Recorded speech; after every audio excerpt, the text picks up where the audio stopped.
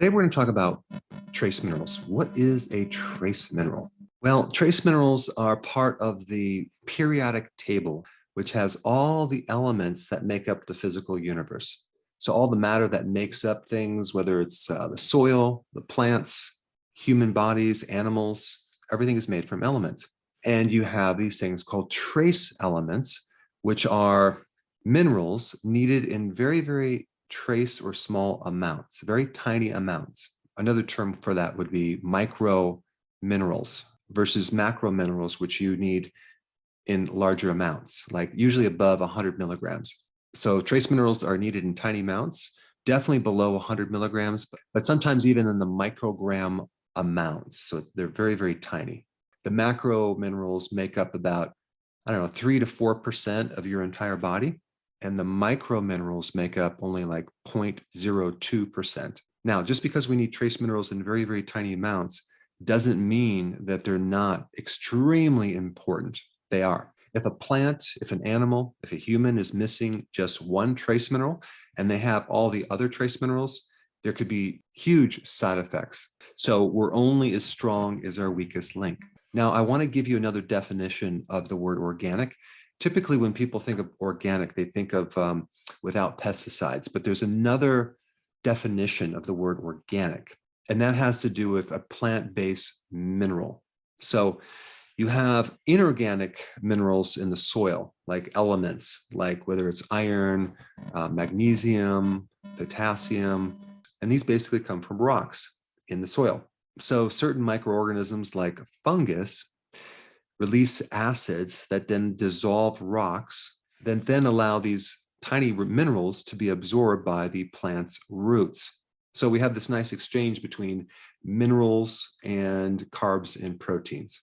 So the plant's roots then pull up this mineral and convert it from an inorganic mineral to an organic mineral. So now the plant-based mineral is in a certain form that's very easy to manipulate. And then when you consume minerals from plants, they're very easy for your body to digest and assimilate versus eating a teaspoon of dirt. Okay, these are inorganic elements that are not easily absorbed by our body. So we need them in a form that is easy to break down and utilize. When people think about trace minerals, they think nails, skin, hair, right? But they don't realize that trace minerals go way, way beyond that. We have the big function of acting as a coenzyme or a co-helper element. So trace minerals help make enzymes, okay? And there are thousands and thousands of different types of enzymes that our body needs for various things that have nothing to do with digestion. They might have something to do with growing hair. They might have something to do with pumping certain fluids through the body or part of your immune system, killing off pathogens. I mean, the list goes on and on and on. And so to make these proteins, you need certain trace minerals. You also need trace minerals many times to make vitamins. Like let's take B12. B12 needs cobalt, okay, as the trace mineral. And without cobalt in the soil, you can't make B12 and you become anemic. So we need the complete package of trace minerals without anything missing. Let me first explain some of the macro minerals first, okay, just so you can differentiate the two. Like potassium, for example, we need massive amounts of potassium. That would be a macro mineral. Calcium, sodium, chloride, magnesium, phosphorus, sulfur. Those are all minerals we need in large amounts, okay? Now the micro minerals would be like iron, zinc, iodine, selenium, copper, chromium, boron, molybdenum. Try to say that 5 times. So that would be a short list of trace minerals. There's many others, but I wanted to kind of talk about the common ones. Now, when someone is deficient in a trace mineral, it is hard to differentiate what trace mineral is causing that deficiency because just one trace mineral could be involved with hundreds of different enzymes, like zinc, for example. And so if your body has a small amount of zinc, it might use it in the most important functions, but not in a lot of the other functions that you might not have any connection that's associated with. Because how do you feel that your DNA is not being properly manufactured? Or how do you always feel that all the neurotransmitters aren't in the perfect balance? It's difficult. So it's just another reason why you just need to eat healthy to include all these trace minerals. Let's first talk about iron, okay? You need iron in very small amounts, like between 8 and 15 milligrams per day as a requirement, especially women that menstruate. They need more because they're losing iron on a regular basis. But over 2 billion people on this planet are deficient in iron. That's incredible. That's a lot of people. But iron is involved in oxygen transport. It's also involved in the storage of oxygen in your muscles. It's involved in producing energy, making DNA, supporting the immune system, making myelin, the stuff that surrounds the nervous system, also in making neurotransmitters. Okay, that's what iron does. Iron is very plentiful, especially in the form that you need in red meat, organ meats, shellfish, okay, seafood, nuts, seeds, and chocolate.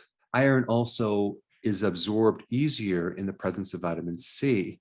So if you were going to have a steak in a salad, for example, you have this red meat, which has a great source of iron, and your salad has a good source of vitamin C, that would be a perfect meal to help maximize the absorption of iron.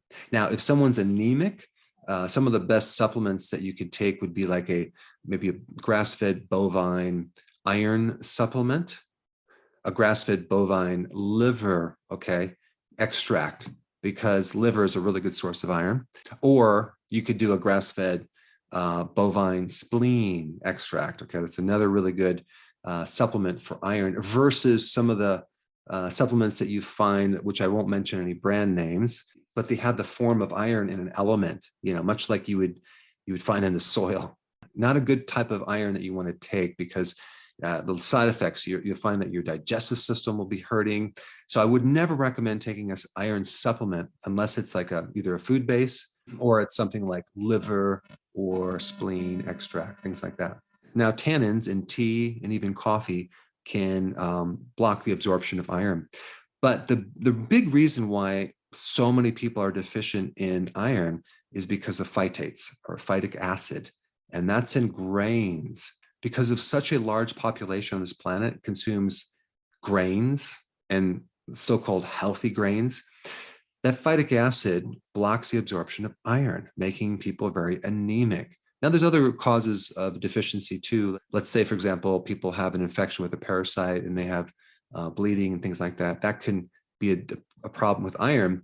But the big thing is the phytic acid because they're eating grains. So some of the symptoms of an iron deficiency would be anemic, that you're going to be tired, kind of washed out, lethargic, hair loss. You're going to feel colder. You can have this condition called pica, which you're craving dirt or chalk, something like that, or even clay, or low libido. Other than that, you'd be totally fine. All right, let's go move on to zinc. As far as how much zinc you need, between 8 and 13 milligrams, very small amounts. 31% of the world's population is deficient in zinc, according to certain reports. Now, that's a lot of people. Now, can you guess why they're deficient in zinc? If you've guessed exposure to phytic acid, you are correct. It's the grains. Grains are loaded with phytic acid, which then blocks certain minerals, iron, zinc, calcium, things like that. Now, right now, I'm living on a farm and we have animals, we have chickens, pigs, we have sheep, we have goat, and I'm feeding them some non-GMO grain. What I do is I soak those grains for 3 days. It gets rid of all the phytic acid, and these animals thrive. They do great. So there's no phytic acid. So they get this maximum absorption of trace minerals, including zinc and iron and calcium. Not to mention the enhanced B vitamin profile as well. So, but for humans, I don't recommend consuming grains. All right, zinc, probably the most important trace mineral ever because it's involved in hundreds and hundreds of different enzymes. It's involved in making DNA, involved in making amino acids. It's very, very important for your immune system, making T cells, bone health, producing sperm, wound healing, helping in the regulation of inflammation, especially in your lungs. If you're deficient in zinc, you can get an ulcer, you can have a loss of taste, loss of smell, loss of appetite. It can affect your mood where you're very irritable. It can also increase your susceptibility of getting certain viruses, okay, of the lung. It can really crash your libido. And the type of zinc that you want, the type that's easily absorbed is in red meat. This is why vegans are usually deficient. It's in organ meats, shellfish. See, we come back to the shellfish. Shellfish has pretty much all the trace minerals because it's from the ocean, right? All right, and then pumpkin seeds do have a good amount of zinc. As a side note, when you consume zinc with protein, you're going to get more absorption. All right, let's move to iodine next. Iodine, very important. You need about 120 to 220 micrograms, okay, not milligrams, micrograms. And this is another trace mineral that a lot of people are deficient, like 1.9 billion people on this planet are deficient in iodine. And 36.4% of that group is children. Okay, so if a child is deficient in iodine, they'll have a diminished intelligence. They have a lower cognitive function.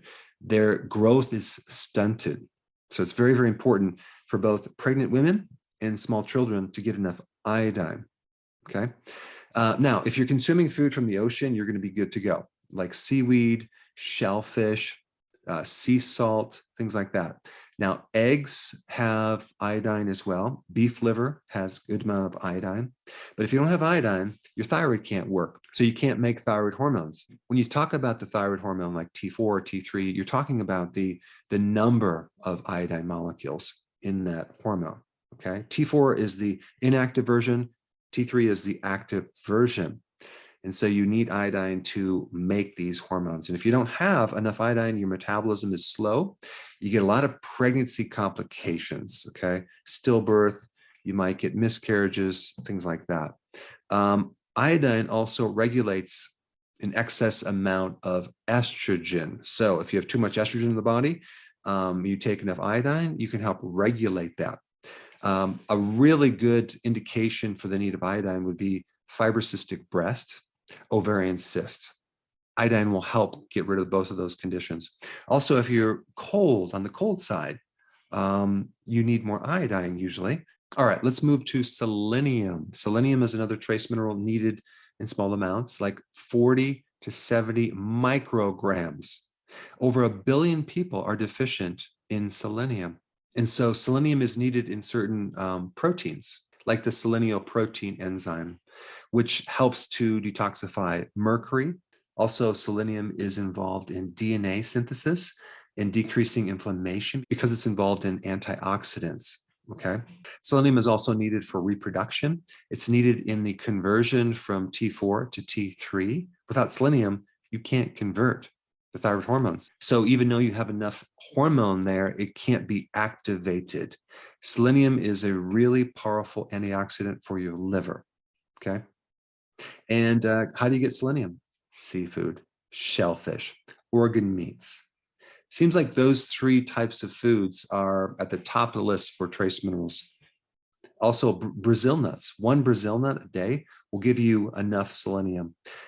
Beef has selenium, eggs, and of course, beef liver is loaded with selenium, which is an organ meat, which I've already mentioned. Okay, myalgia, that's muscle pain in the lower part of your body, is an indication that you need selenium. Cardiomyopathy, that's a heart problem. You need selenium for that. It's an antioxidant. If you're lethargic, sometimes you're deficient in selenium. And if you have these white nail beds, that means you need selenium. All right, let's talk about chromium. You need between 15 and 45 micrograms, not milligrams, of chromium every single day. Chromium enhances insulin, and it's involved as a cofactor in the production of insulin. So it's really important in blood sugars. And when you're on a high carb diet, the need for chromium goes way up because high amounts of sugar deplete you of chromium. You're going to find chromium in vegetables, beef, ham, egg yolks, fish, yeast, shellfish. We keep coming back to that. If you're deficient in chromium, you have a greater tendency to have insulin resistance, a slower metabolism, polycystic ovarian syndrome. Why? Because insulin is involved in polycystic ovarian syndrome. Peripheral neuropathies. Why? Because peripheral neuropathies are involved with blood sugar issues. Also, chromium helps to keep cholesterol out of the arteries. Okay, so if you don't have enough chromium, cholesterol tends to stay in the arteries. Why? Because insulin is involved again, and insulin and chromium tend to work together. Let's talk about copper. Copper is needed in small amounts as well, like 900 micrograms. That's under 1 milligram. Okay. Now, copper works with iron to make red blood cells. Copper also works with zinc as a part of your immune system and many other functions. Now, copper deficiency is very, very rare unless you're in a hospital after getting surgery, when it's very, very common. So apparently we need copper in the healing process. Copper is needed for connective tissue. It's needed for your blood vessels because it's needed for collagen production. White blood cells need copper. And copper acts as a dimmer switch within your neurons. And so they help to modify the overactivity of nerve signals. And if you're deficient in copper, you're going to be fatigued, you're going to be weak, you're going to be frequently sick, you're going to have poor memory, you're going to have poor vision, you're going to be on the cold side. And you can get copper in many different things: beef liver, shellfish, cashews, mushrooms, chocolate, and avocados. So now that you know a little bit about trace minerals, if you haven't seen my video on electrolytes, that's the next one to watch. Check it out. It's right here.